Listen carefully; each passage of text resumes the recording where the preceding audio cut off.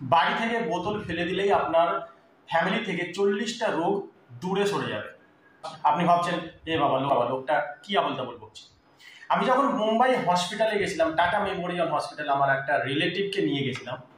তো ওইখানটায় আমি যতগুলো চেম্বারে গেছি, যতগুলো ডিপার্টমেন্টে গেছি, সব ডিপার্টমেন্টে সব ডাক্তারের সাথে পরামর্শ করছি, সব ডাক্তারের সাথেই আমার যোগাযোগ করেছি, দেখেছি। একটা জিনিস আমি লক্ষ্য করেছি, একটা জিনিস দেখেছি, ইভেন আমি ডাক্তারকে জিজ্ঞেসও করেছি, সেই পরামর্শও দিয়েছে। আমি একটা ডিপার্টমেন্ট ফলো করেছিলাম, তখন একটা জিনিস দেখলাম, কারো কাছে প্লাস্টিকের বোতল, মানে জল খাওয়ার প্লাস্টিকের বোতল অ্যাভেলেবেল নেই। কি আছে? কাঁচের বোতল।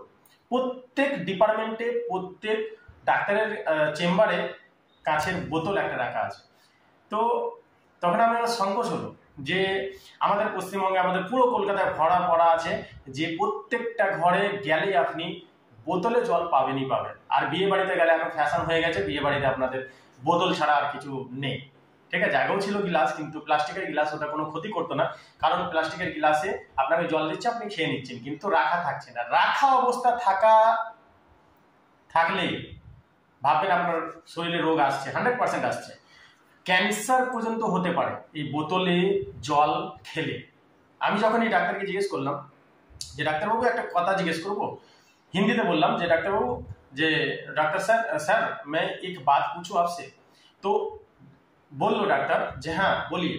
তো আমি হিন্দিতেই, বাংলাতেই বলছি, হিন্দিতে জিজ্ঞেস করেছিলাম যে আমি এখানটায় এসেছি আমার একটা রিলেটিভকে ট্রিটমেন্ট করানোর জন্য, চেক আপ করানোর জন্য। তো এখানে একটা জিনিস আমি দেখলাম যে প্রত্যেক ডাক্তারের কাছে একটা করে জল খাওয়ার জন্য কাঁচের বোতল দেখতে পেয়েছি। আপনিও একটা কাঁচের বোতল রেখেছেন জল খাওয়ার জন্য। তো আমি জানতে চাইছি যে আমাদের যে কলকাতা, সেখানে আমরা বেশিরভাগ আমরা কি করি, প্লাস্টিকের বোতলই ইউজ করি। তো কি প্লাস্টিকের বোতল আর কাঁচের বোতলের মধ্যে কোনো তফাৎ আছে? কি প্লাস্টিকের বোতলে খেলে কোনো অসুবিধা আছে? তো ডাক্তারটা কি বললো, আপনি চমকে যাবেন শুনলে। ডাক্তারটা বললো, যদি আপনি রেগুলার দিনের পর দিন আপনি 12 মাস খেয়ে যাচ্ছেন বোতলের জল, তাহলে আপনার হতে পারে সব থেকে আগে ক্যান্সার রোগ। তার মানে আপনি ডাকছেন ক্যান্সারটাকে। ক্যান্সার রোগ সব থেকে আগে ধরতে পারে এই প্লাস্টিকের বোতলে জল খেলে। প্লাস্টিক জানেন আপনি বোতলটা কোথা থেকে তৈরি হয়? এই যে আপনি দেখেছেন হয়তো আমাদের আদারে আশেপাশে প্লাস্টিক কুড়াতে আসে, অনেকে আসে, হ্যাঁ না? অনেকে এসে প্লাস্টিক কুড়িয়ে নিয়ে যায়। আমরা ভাবি এই বাবা এইসব কি রে, প্লাস্টিক কুড়াচ্ছে, আমরা দেখতে পারি নাকি, কিন্তু ওরাও কাজ করছে। তো ওরা ওই প্লাস্টিক গুলোকে নিয়ে গিয়ে, এবার ভাবতে পারছেন ওই প্লাস্টিক গুলো কত ময়লা, কোনোতে থুতু ভরা, কোনোতে পেচ্ছাপ ভরা, কোনোতে আবর্জনা ভরা। এই সমস্ত বোতলগুলো নিয়ে গিয়ে, প্লাস্টিক নিয়ে গিয়ে একটা ফ্যাক্টরিতে জমা হয়। ফ্যাক্টরিতে জমা হওয়ার পর ওখানে সব কটাকে ধোয়া হয়, ধুয়ে ছোট ছোট টুকরো করা হয়, সেটাকে আবার মেশিনে রিফাইন করা হয়। রিফাইন করার পর সেগুলোকে প্লাস্টিকে গলিয়ে সেই বোতলগুলো তৈরি করা হচ্ছে, এবং সেই বোতলে আপনারা রিইউজ বোতল যাকে বলা হয়, রিইউজ প্লাস্টিক। তো ওই বোতলে আপনারা জল খাচ্ছেন দিনের পর দিন, প্রত্যেক দিন, একবার না 3 বার 4 বার 5 বার, ইভেন বোতলে জল ফেলে রেখে দিচ্ছেন অনেক দিন ধরে। অনেকে তো আবার মানে এত স্ট্যান্ডার্ড ভাবে নিজেকে যে ওই যে বোতলে জল পাওয়া যায়, যে বোতলগুলো আসে না বড় ড্রামের মতো, সেই বোতলে জল খাচ্ছে। মানে ওর কাছে কোনো অভাব নেই, ওদের কাছে পান বসানো আছে, কল আছে, সবকিছুই আছে, কিন্তু ওই জল খাবে না। কেন খাবে না? কেন? ওর গ্যাস হচ্ছে। গ্যাস কেন হচ্ছে সেটা আপনার পেটের দোষ, ওইটা জলের দোষ না। তো ওই ড্রামের যে জল খায় তারাও কিন্তু দেখেন ওই ড্রামের জলে অবশ্যই ওষুধ দেওয়া হয় বলে আপনার গ্যাসটা হচ্ছে না, এটা মনে রাখবেন। আর ওই ড্রামের জল আপনি যদি 12 মাস খেতে থাকেন, একবার আপনি কোথাও বাইরে গেলে বা কোথাও যেখানে বেশি এটা কারবার হয়, সেখানে একবার দেখবেন জলটা ভরে প্লাস্টিকটাকে রেখে দেওয়া হচ্ছে, দিনের পর দিন রাখা থাকছে, 1 দিন 2 দিন 3 দিন 2 ঘন্টা 4 ঘন্টা 10 ঘন্টা রাখা থাকছে। সেই রাখা থাকা জলটা আপনাদের ডেলিভারি করা হচ্ছে, এবং সেই ডেলিভারি জল আপনারা পান করছেন। কেন?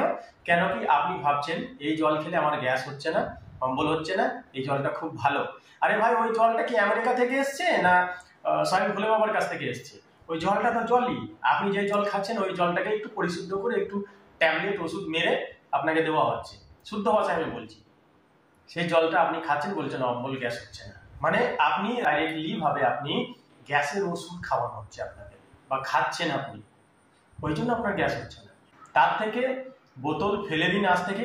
যদি আপনি চান যে আমার শরীর থেকে 40টা রোগ বেরিয়ে যায়, আমি তো শুধু ক্যান্সারের রোগ বললাম, ছোটো মোটো এভরিথিং রোগ আপনার শরীরে ঢুকছে, ভাইরাস ঢুকছে, সেটা আগে গিয়ে আপনাকে অনেক অসুস্থ করতে পারে। ওই জন্য বলছি, আমি দেখুন আমি বোতলে জল খাওয়া ছেড়ে দিয়েছি। একটা স্টিলের ট্যাঙ্ক কিনেছি, ওতে জল ভরে স্টোর করে দিই। স্টোর করা থাকলে আপনি 1 দিন 2 দিন 3 দিন স্টোর করে রাখুন, কোনো অসুবিধা নেই। ওই জলটা আমি গ্লাসে খাই। গ্লাস নেবেন, স্টিলের হোক পেতলের হোক, গ্লাসে জল খাবেন, কোনো অসুবিধা হবে না, আপনি সুস্থ থাকবেন, স্বাভাবিক থাকবেন। তো আমি ভাবলাম এই কথাটা আপনাদের সাথে শেয়ার করা অবশ্যই জরুরি, কারণ আমি এই ভিডিও চ্যানেলে আপনাদের হসপিটালের ব্যাপারে ভিডিও দিয়ে থাকি। তো সবাই অসুস্থ, সবাই কিছু না কিছু রোগ নিয়ে ভুগছে। তো কিছু কিছু অংশ, কিছু কিছু জিনিস আমাদের বুঝতে হবে এবং তাদেরকে সরিয়ে দিতে হবে, ভালো জিনিসটাকে আনতে হবে আর খারাপ জিনিসটাকে রিজেক্ট করতে হবে। তাহলে দেখবেন আপনার শরীর আগে থেকে ধীরে ধীরে ধীরে ধীরে ঠিক হওয়ার দিকে এগিয়ে আসবে। এটা না যে আজকে ছেড়ে দিলেন, কাল থেকে আপনি একদম ফুর্তিতে আছেন, এই মারামারি করছেন, খেলছেন, দুলছেন, আরে ক্রিকেটে ছক্কা মারছেন, না, যেটা সত্য সেটাই বলছি। ধীরে ধীরে ঠিক হবে, আস্তে আস্তে ঠিক হবে। আপনি নিজেই বুঝতে পারবেন 2 মাস 3 মাস পর যে হ্যাঁ আমার শরীরটা আগের থেকে চাঙ্গা, আগের থেকে সুস্থ অনুভব করছি। শুধু বোতল নয়, আরো অনেক জিনিস আছে যেটা আমি নেক্সট ভিডিওতে আপনাদের সাথে শেয়ার করব। অবশ্যই সেই ভিডিওগুলো দেখবেন। আমি যেই যেই টপিকে কথা বলবো সেইগুলো যদি একটু অনুরোধ করে শোনেন আর ইউজ করেন, তাহলে দেখবেন আপনার রোগ অনেক অনেক অনেক দূরে সরে যাবে। এবার তারপরে হচ্ছে কপালের ব্যাপার। অনেক অনেক ধন্যবাদ।